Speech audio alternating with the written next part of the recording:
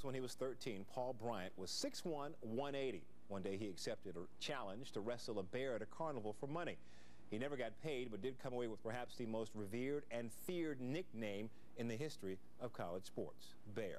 Nick Saban didn't have to wrestle anything to get to Alabama, unless you count the crowd greeting him at the airport. But as Chris Mortensen tells us in part 2 of his conversation with the coach, Saban was bitten when he took the Bama job. Bitten by a legacy.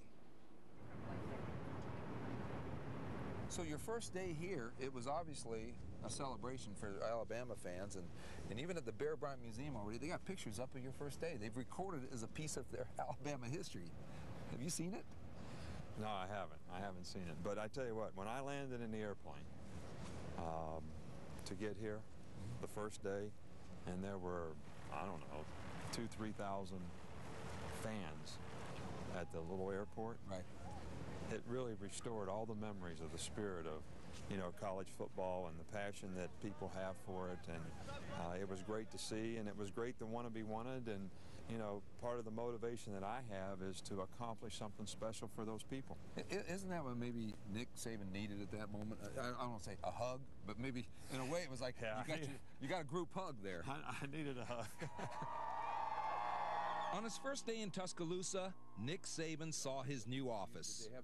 Did they have this up here when you first arrived? It's the first I ever noticed it. I've been in there grinding on that desk. And also visited the team's locker room and stadium grounds before visiting the Walk of Champions. Plenty of tradition, obviously. Tremendous tradition. And, obviously Bear Bryant has to be considered maybe the best coach of all time in college football relative to his accomplishments. Probably the greatest honor that I ever felt like I ever received as a coach is after we won the national championship in 2003, being named the Paul Bear Bryant Coach of the Year. To me, that was the greatest honor I've ever received because of his accomplishments and what he did for so many people for so many years in this program. Do you have one indelible image of Bear Bryant in your own mind about what he was, what type of coach he was? Standing in that tower. That tower's still there. So. That houndstooth hat, right? Yeah, I got one of those. They give you one of those when you win that award. Oh, they do? Yeah, my son Nicholas loves wearing it. Coach, here's Gene Stallings. I mean, he's the one guy who didn't shrink in that shadow of Bear Bryant too much. In fact, didn't you talk to him the night before you took this job?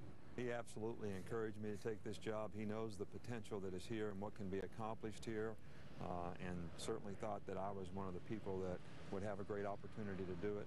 I don't want anybody to think that I don't love the program and the pro players, because I do. But there's a different self-gratification about dealing with younger players that are developing.